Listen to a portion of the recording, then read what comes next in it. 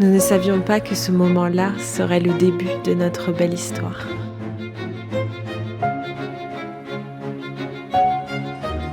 Dès les premiers instants, le courant est passé entre nous.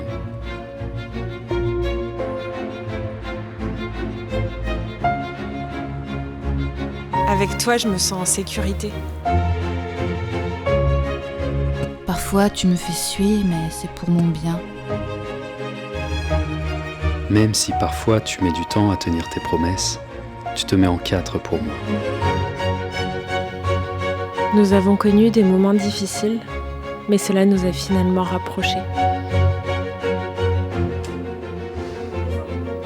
C'est bien de savoir que je peux compter sur toi.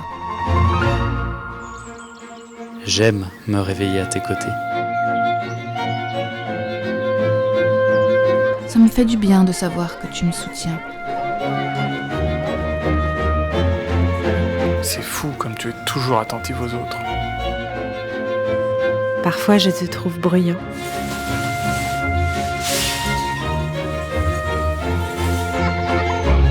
J'ai des souvenirs inoubliables avec toi.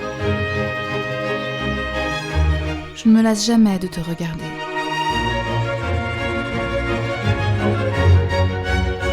On a toujours des trucs à se raconter. Parfois, je laisse un peu traîner mes affaires.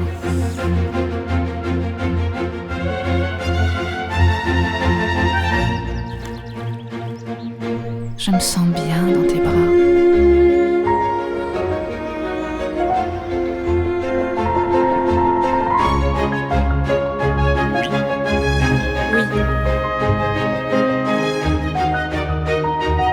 Une histoire solide nous unit. J'ai confiance en toi. Notre avenir sera encore meilleur.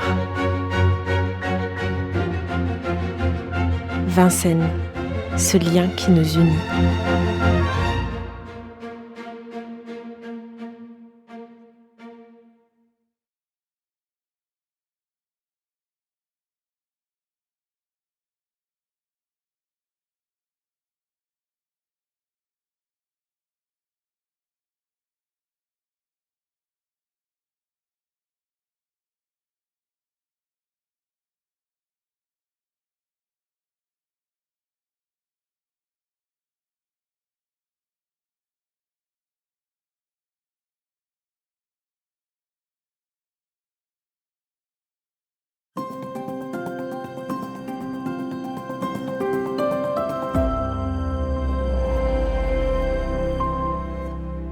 Bonjour Madame Libert-Albanel.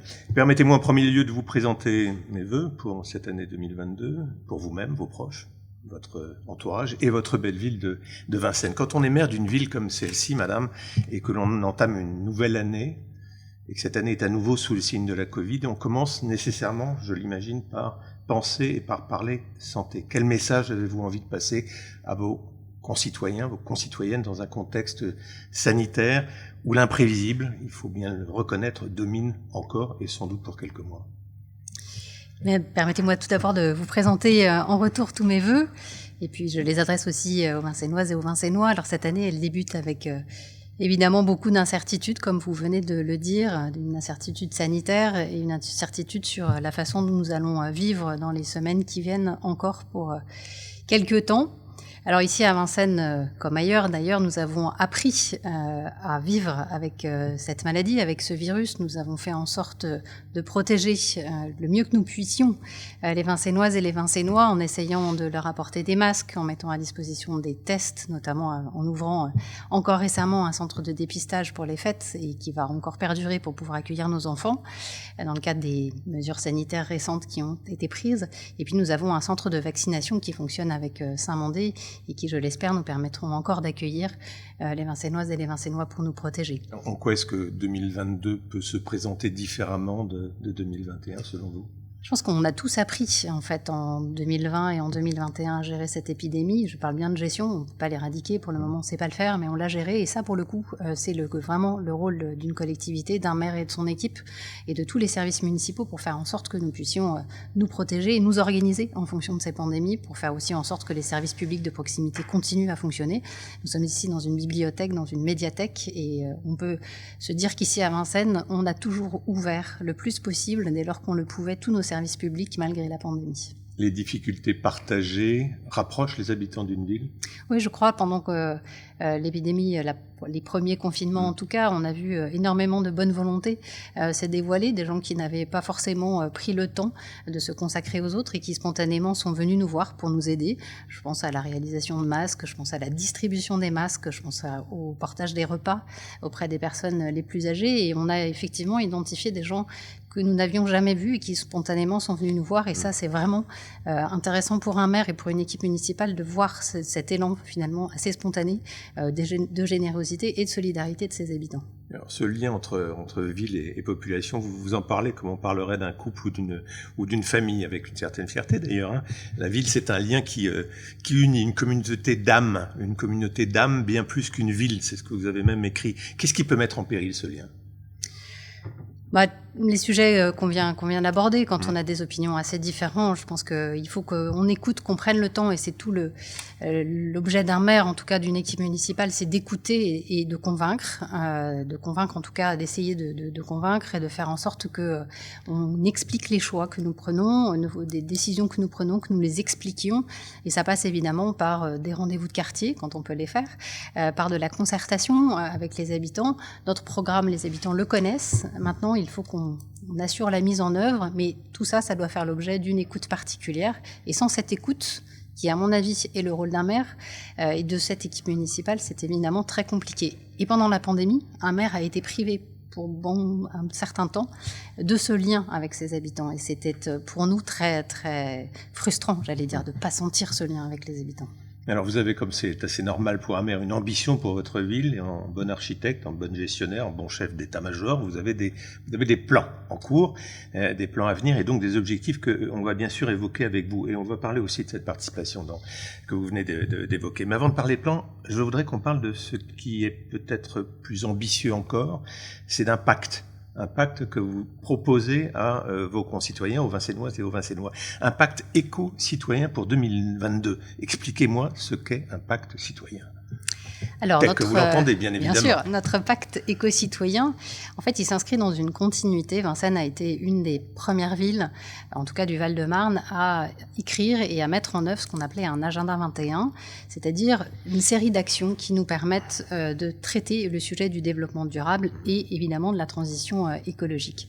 Ces différents sujets ont avancé, et aujourd'hui, il nous faut renouveler cet agenda 21, et on l'a appelé un petit peu différemment, on l'a appelé pacte éco-citoyen. Pour quelles raisons ? Parce que d'une part, il y a effectivement des séries d'actions, des actions très concrètes qui seront mises en œuvre autour de la transition écologique, mais aussi de manière plus générale autour du développement durable. Mais tout ça, ça ne peut se faire qu'avec l'accord des habitants et en concertation avec eux. Et c'est pour ça que cette notion de pacte et ce titre-là, il est important pour nous. Pacte éco-citoyen, parce que c'est le thème, mais ce pacte, il va être rédigé, il va être concerté, il va être créé par les habitants eux-mêmes et par les services de la ville, puisque les services de la ville seront évidemment partie prenante.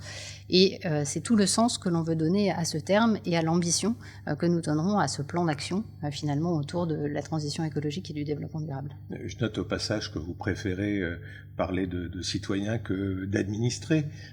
C'est parce que le mot citoyen évoque davantage les notions de responsabilité ou d'engagement ? Oui, je crois. Clairement, sur ces questions-là, chacun est responsable à son niveau.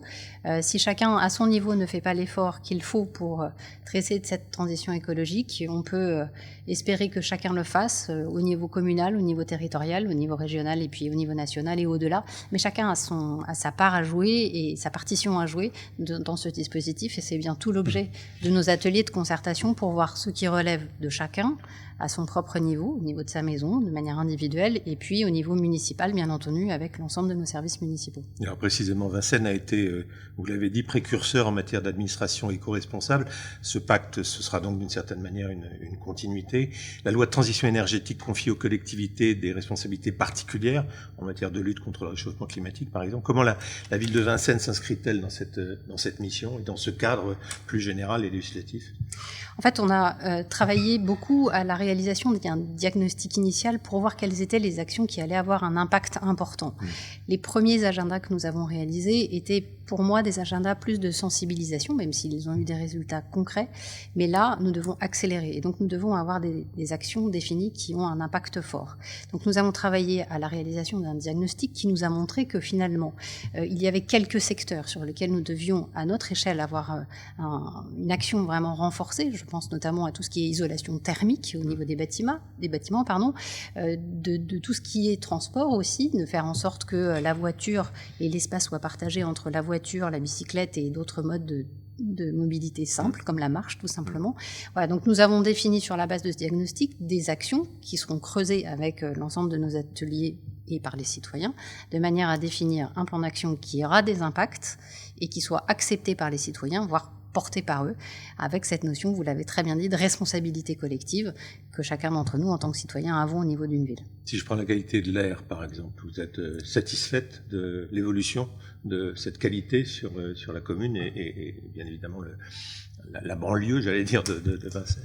La qualité de l'air est un sujet qu'on peut traiter à un échelon communal, mais c'est insuffisant. On voit très bien que c'est nécessairement un sujet régional, surtout quand on est à quelques kilomètres et quelques pas de Paris et qu'on est à l'est avec des voies portants venant de l'ouest. On est évidemment soumis à une pollution plus importante, donc c'est un travail collectif qui a lieu au niveau du territoire, mais au niveau évidemment de Paris. Et c'est pour ça que moi j'ai pousser à ce que nous puissions intégrer la zone à faible émission, la ZFE, de manière à faire en sorte que les automobilistes, en tout cas les automobiles qui polluent, soient repoussés le plus loin possible, sous réserve bien sûr que des alternatives à ces modes de transport soient proposées aux citoyens.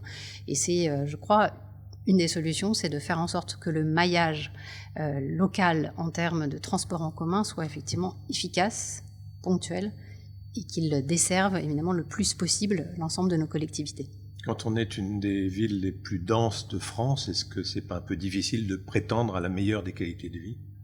Je ne suis pas certaine. Je pense qu'on peut trouver de manière intelligente la manière d'organiser sa ville avec évidemment des espaces communs, des espaces végétalisés. On y travaille, mais on y reviendra tout à l'heure si vous le souhaitez. On a aussi la chance d'être en proximité du bois, d'avoir aussi pu créer des espaces qui auparavant étaient des espaces qui étaient consacrés à l'automobile. Je pense encore récemment dans le cadre du projet de ville, on a recréé des places publiques. Et il ne faut pas oublier que la place d'Hydro antérieurement était encore un parking, que la place de l'église n'existait pas, que la place Renon n'existait pas. Et donc, quand on a une ville dense comme la nôtre, il faut recréer des espaces de vie collective dans lesquels les enfants puissent jouer, les adultes puissent lire et les autres se promener. Avant de continuer à évoquer ces plans que vous avez imaginés pour Vincennes avec vos équipes, une remarque sur cet aspect participatif que vous privilégiez. Pas un projet qui ne se fasse à Vincennes sans qu'il ait en amont fait l'objet d'une séquence participative de ce genre, atelier, forum, plateforme. Un exemple, le centre Georges Pompidou, la concertation est terminée. Vous en tirez quels engagements et quels enseignements ? Oui, à Vincennes, la concertation, c'est une méthode pour nous. Ce serait simple de passer au-delà de la concertation, parce que la concertation, ça prend du temps, ça nécessite qu'on y consacre un petit peu de moyens, mais ça prend surtout du temps et de l'écoute pour faire émerger des choses que, a priori, nous n'aurions pas vu émerger, ou en tout cas des ajustements. Sur le centre Georges Pompidou, par exemple, on était sur un espace. On n'a pas concerté sur l'ensemble du projet, puisqu'on était sur une réhabilitation lourde qui est assez contrainte, mais il y a un espace dans le centre Georges Pompidou qui pouvait donner lieu à des usages différents. Et donc, ça fait l'objet d'ateliers directement avec les associations concernées, utilisatrices des lieux, mais aussi avec l'ensemble des Vincennois et même des riverains, qui nous ont permis de bien comprendre quelles étaient les attentes et les futurs besoins, puisque quand on se lance dans la réhabilitation d'un équipement public, c'est pour des dizaines d'années, donc il faut anticiper aussi les usages futurs, et c'est pour ça que la jeune génération a été aussi amenée à s'exprimer longuement sur cet équipement pour savoir ce que nous pouvions en faire. Et nécessairement, nous avons eu des ajustements sur la façon de voir l'équipement et la façon de l'utiliser dans le temps et dans ses fonctionnalités, même primaires en fait, que nous n'avions peut-être pas complètement identifiées. On n'est pas parfois un peu déçu par la tendance des gens quand on les consulte, à critiquer plus qu'à proposer? La critique est facile, la construction est toujours plus compliquée, mais en général, nous arrivons toujours à sortir de ces ateliers de concertation un consensus, et je pense qu'il y a aussi une dimension pédagogique, parce que quand on participe à ces ateliers, les personnes qui participent entendent quelles sont les contraintes qui sont les nôtres en termes de normes, en termes de sortie de secours, d'enfouissement, toutes sortes de contraintes. Et en France, on est c'est pas seulement une souvent écoute, très fort. c'est un échange. Oui, c'est un échange, c'est un dialogue. Donc il y a évidemment, ils viennent avec leurs propositions. Nous, on leur propose aussi d'autres choses parce qu'on sait qu'il y a des propositions qui ne sont pas tenables pour toutes les raisons que je viens d'évoquer. Mais c'est véritablement un échange, un dialogue et un temps de co-construction finalement entre nous. Démocratie représentative et participative, vous refusez de les opposer, vous dites qu'elles sont complémentaires. Oui, je crois qu'elles sont complémentaires. Je pense que chacun a sa place. Et donc, la concertation est pour nous un élément de méthode qui nous apporte beaucoup. Nous sommes élus sur un programme, nous allons réaliser notre programme. Néanmoins, ça ne veut pas dire que nous devons ne plus écouter pendant les 6 ans. Et on le voit bien, l'imprévu fait que nous savons aujourd'hui qu'on ne sait pas de quoi sera fait demain. Et donc, il est nécessaire aussi d'adapter notre programme et notre ambition pour la ville chaque année. Revenons à ces objectifs que traduisent les plans que vous faites pour Vincennes, qui se résument à l'amélioration de la qualité de vie. Une qualité de vie, ça se nourrit de quantité de choses. Et c'est d'abord une ville inclusive. Et là, on parle à la fois des personnes handicapées, des personnes à mobilité réduite, à celles qui les aident aussi. Et on parle des années qui viennent de se passer et d'un 4e plan. Alors, il y en a eu 3 avant. Pourquoi un 4e? On n'avait pas assez des 3 premiers. Là aussi, on travaille dans la continuité des premiers plans avec des façons d'aborder les choses qui peuvent être un petit peu différentes. Ce plan handicap, puisqu'on parlait d'inclusion, ce plan d'inclusion, finalement, c'est plus de ça dont on parle. On considère à Vincennes que chacun doit trouver sa place, notamment les personnes qui sont en situation de handicap et leurs aidants, parce qu'on les oublie souvent, les aidants, mais c'est important. Une personne en situation de handicap, il est souvent très accompagné et avec une lourde charge sur les aidants, et donc il faut pouvoir aussi accompagner ces personnes. Et là, on a souhaité sur ce plan travailler autour de la notion d'âge et d'avancer dans la vie, du parcours de vie finalement d'une personne en situation de handicap. De quoi ont-ils besoin pour trouver leur place en fonction de l'âge qu'ils ont dans la ville? On n'a pas les mêmes besoins quand on est un petit de quelques années en situation de handicap. Là, c'est évidemment des besoins autour des parents. Et puis ensuite, quand on devient adulte, eh bien, on a d'autres besoins, notamment de mobilité, d'accès à l'emploi, etc. On a d'autres thématiques. Donc ça nous semblait intéressant, en association avec les différents partenaires ou les associations de handicapés, de travailler sur ces notions d'âge et de parcours de vie au sein de la ville, parce qu'on ne veut pas qu'il y ait de rupture. Un enfant qui naît à Vincennes, qui est en situation de handicap, si ses parents souhaitent qu'il reste à Vincennes, eh bien on doit pouvoir lui offrir la possibilité de grandir à Vincennes comme un autre enfant et ensuite devenir adulte, avoir un travail et pouvoir se mouvoir dans la ville, aller à des spectacles, d'avoir une vie tout à fait classique comme n'importe quelle Vincennoise ou n'importe quel Vincennois. C'est de l'accessibilité dans tous les sens du terme. Absolument. Celle à l'emploi, mais celle également à tous les bâtiments et à toutes les infrastructures que la ville permet de... Oui, et basiquement, j'allais dire l'accès à l'information. On a doté notre accueil unique d'un système qui nous permet d'accueillir, par exemple, les personnes sourdes et muettes. On n'avait pas ce dispositif. On a appris à nos agents, et certains se sont portés volontaires, la langue des signes aussi, de manière à ce qu'ils puissent accueillir n'importe quel public qui se présente à lui pour pouvoir lui donner les informations de base auxquelles il a le droit, comme n'importe quel citoyen qui pourrait vivre à Vincennes et constituer et travailler sur son parcours de vie à Vincennes. Une ville inclusive, c'est également une ville, on parle plutôt d'un autre âge dans ces cas-là, mais c'est celle des enfants. Oui, bien sûr, notamment la ville à hauteur d'enfant finalement. On y travaille beaucoup sur ces questions d'accès de l'enfant à l'espace public, de sécurisation de l'espace public, notamment aux abords des écoles. On a rendu certaines zones piétonnes pour eux. On travaille avec la réalisation d'équipements de proximité comme des jardins publics. Ça, c'est pour 2022 oui, on va y travailler dès 2022 et si nous en avons la possibilité, puisqu'aujourd'hui les marchés sont un petit peu tendus, on le sait, les marchés de travaux sont particulièrement tendus, on y travaillera dès 2022. Nous allons aussi pour les enfants réaliser quelque chose qui nous tient beaucoup à cœur et qui rejoint la première thématique dont nous avons parlé tout à l'heure, c'est la création au sein des écoles de cours îlots. Nous allons travailler sur les cours des écoles pour les rendre plus agréables, plus végétales, de manière à les désimperméabiliser et faire en sorte que, là encore, nous ayons la possibilité d'avoir des surfaces qui soient plus agréables, plus proches de la nature et en concertation avec eux, puisque là aussi, nous avons travaillé directement avec les enfants pour qu'ils réalisent finalement leur cours idéal. Et on a eu des maquettes d'enfants de maternelle et d'élémentaire qui nous ont montré à quoi devrait ressembler la cour de demain, et on s'est inspiré pour traiter des cours qui vont venir là dans l'été prochain finalement. Ville inclusive, ville apaisée, dites-vous également. Une ville douce, la douceur de vie et la douceur de ville, en quelque sorte. C'est une formule qu'on pourrait reprendre. Expliquez-nous ce qu'est une ville douce. Alors, une ville douce, ça peut être entendu sous plusieurs aspects, vous l'avez très bien dit. Il y en a un auquel on pense de manière très rapide, c'est tout ce qui est bruit, vitesse. Donc nous avons beaucoup travaillé. Nuisance sonore, sous différents aspects, à faire en sorte de baisser la vitesse de circulation au sein de nos quartiers notamment, où nous allons passer la totalité des voies communales à 30 km/h dès le printemps, de manière à faire en sorte que nous puissions ralentir encore la circulation et faire en sorte que nos rues soient plus sécurisées et que les nuisances sonores s'abaissent aussi. Nous avons beaucoup travaillé, nous allons continuer à travailler l'espace public autour de l'élargissement des trottoirs, de manière à ce qu'on puisse facilement cheminer au sein de Vincennes.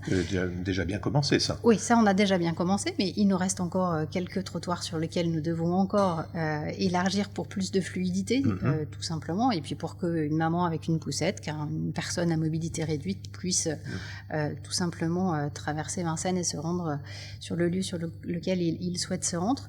Et puis la ville douce, j'allais dire, là c'est plus la référence à la douceur, presque la douceur maternelle, c'est-à-dire avoir aussi accès à des animations, à des spectacles, à travailler sur les aspects sportifs, culturels, bref, de pouvoir trouver à Vincennes l'ensemble des activités qui participent d'une joie simple, comme de pouvoir aller à un spectacle, simplement d'aller faire du sport à quelques pas de chez soi et de faire en sorte que la qualité de vie soit là, où qu'on soit à Vincennes. Et la douceur, c'est également, pourquoi pas, le rapport à la nature. Et quand on s'intéresse un peu à la vie d'une ville comme la vôtre, on est frappé par l'importance du dossier arbre. C'est toute une histoire à Vincennes, les arbres, et c'est un patrimoine à gérer. C'est de la douceur, les arbres aussi. Bien sûr. Mais alors, ça a l'air d'être un patrimoine pas simple à gérer. C'est pas que c'est pas simple à gérer, c'est que nous y accordons une importance particulière, et ce en lien avec deux sujets, vous l'avez très bien dit tout à l'heure, la densification. Vincennes est une ville dense, donc le patrimoine arboré doit être protégé, mais c'est tout le sens, on y reviendra, du PLU vert que nous allons mettre en place dans quelques semaines. Et puis c'est un patrimoine collectif, au même titre que nos monuments, qui nous permet évidemment de nous projeter dans l'avenir, et donc nous devons faire en sorte en tant que collectivité de protéger ces arbres. Alors, la seule chose, c'est que, comme vous l'avez dit, Vincennes est au cœur d'un réseau dense, que ce soit un réseau d'électricité, de gaz, un réseau de souterrains liés à ces transports en public, notamment au métro. Et donc, il arrive parfois que quand on fait des travaux de rénovation d'une rue, eh bien, nous n'ayons pas le droit de replanter des arbres sur des emplacements qui antérieurement étaient ceux que nous connaissons. Pourquoi ? Parce que en France, mais comme ailleurs, nous avons des normes qui nous empêchent de travailler et de replanter des arbres avec des racines qui pourraient impacter les réseaux et créer des problématiques. Donc, à l'inverse de ce que parfois je peux entendre ici, ça ne nous fait absolument pas plaisir de retirer des arbres. Au contraire, nous avons replanté 1000 arbres depuis quelques années, mais nous sommes parfois contraints par un certain nombre de normes qui nous empêchent de planter des arbres. Mais dès que nous pouvons le faire, nous le faisons. C'est tout le sens des travaux que nous avons faits sur la place Jean-Spire-Lemaître à l'est de Vincennes. Et dès que nous le pouvons, nous revégétalisons, nous désimperméabilisons et nous faisons en sorte de protéger nos arbres. Mais en fait, votre job, c'est parfois ou c'est toujours de trouver le bon équilibre entre l'accès à la modernité et la protection du patrimoine. Oui, absolument. On essaye de faire ça au quotidien et puis de gérer aussi toutes les normes dans lesquelles notre environnement nous oblige à travailler. Votre ville de rêve, elle est aussi dynamique, moderne, innovante, sauf qu'il y a parfois des innovations qui ne vont pas nécessairement dans le sens que vous souhaitez.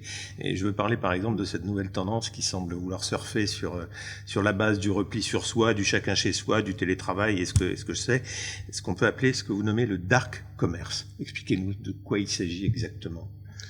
Alors c'est un mode de consommation qui en effet, moi, me semble et nous semble, à notre équipe municipale, un petit peu en opposition avec l'image que nous nous faisons de Vincennes, qui, comme nous l'avons expliqué tout à l'heure, a une entité, a une entité propre, a une identité propre, est une sorte de village, j'allais presque pousser jusqu'au village provincial, mais on peut se rencontrer dans la rue, on peut vivre des moments collectifs de convivialité, et on fait d'ailleurs en sorte de les créer aussi de notre manière. Et ces dark stores, ces dark kitchens par exemple, sont des magasins ou des surfaces dans lesquelles il n'y a plus de public. Donc vous pouvez avoir une dark kitchen qui est en fait un restaurant sans public, donc vous avez une cuisine et qui ne fait que livrer. Et ce type de magasin a pour moi deux mauvais aspects. Le premier, c'est que ça ne fonctionne qu'avec des livraisons. Or, vous le savez, sauf à ce qu'on utilise des moyens de transport qui soient des moyens doux, et c'est encore peu le cas, ça crée des nuisances sonores assez importantes, et dans une ville dense comme la nôtre, c'est très compliqué. Et puis surtout, ça déshumanise tout le lien que nous pouvons avoir avec nos commerçants de proximité, puisqu'il suffit d'être derrière son ordinateur et sur son canapé pour commander tel ou tel plat, et on ne fait plus l'effort d'aller vers l'autre. Et depuis longtemps à Vincennes, nous travaillons sur ces commerces de proximité. Je crois qu'il fait la richesse de notre ville d'avoir des rues commerçantes vitales, des quartiers commerçants dans lesquels chacun se retrouve. Je parlais d'innovation. À quel type d'innovation les Vincennoises et les Vincennois peuvent-ils s'attendre pour 2022, si bien évidemment le contexte le permet? Je pense qu'on a en France énormément de start-up, ou en tout cas d'innovations qui nous permettent de faciliter la vie au quotidien. Je pense à plusieurs petits sujets. Par exemple, vous perdez, et je le sais de manière assez personnelle, quand une maman perd un doudou, tout simplement, oui. Eh bien, on va par exemple traiter avec une start-up qui va nous permettre de savoir, voilà, on perd un objet dans la rue, eh bien, est-ce qu'on peut retrouver cet objet à travers finalement une start-up qui a développé un système... Les objets trouvés 2.0, par exemple, et ça c'était sur le point anecdotique, mais sur d'autres points plus concrets. Nous avons par exemple travaillé avec la RATP sur une navette autonome, qui est une sorte d'innovation qui nous permet d'emmener de manière régulière depuis le centre de Vincennes les familles, par exemple, ou les personnes âgées qui ont du mal à se déplacer jusqu'au parc floral. Et ça, on l'a fait avec la RATP en mettant à disposition notre voirie communale pour qu'ils expérimentent cette navette autonome. Elle fonctionne de manière encore aléatoire, c'est le propre de l'expérimentation. Et puis sur des sujets peut-être plus techniques, sur la voirie notamment, on essaye de travailler sur des matériaux, sur la façon dont on peut encore aller plus loin sur la désimperméabilisation de nos rues, par exemple. Je pense que dans les semaines qui viennent, on va, sous les arceaux vélos, par exemple, mettre en place des systèmes désimperméabilisés, c'est-à-dire qu'au lieu d'avoir du béton, eh bien, nous aurons des petits pavés. Il faut qu'on trouve le bon système de manière à faire en sorte que tout ça fonctionne bien et que chacun puisse prendre son vélo sans avoir les pieds pleins de boue à chaque fois. Mais tout ça fonctionnera. Et nous ne nous empêchons pas, ici à Vincennes, d'essayer des choses.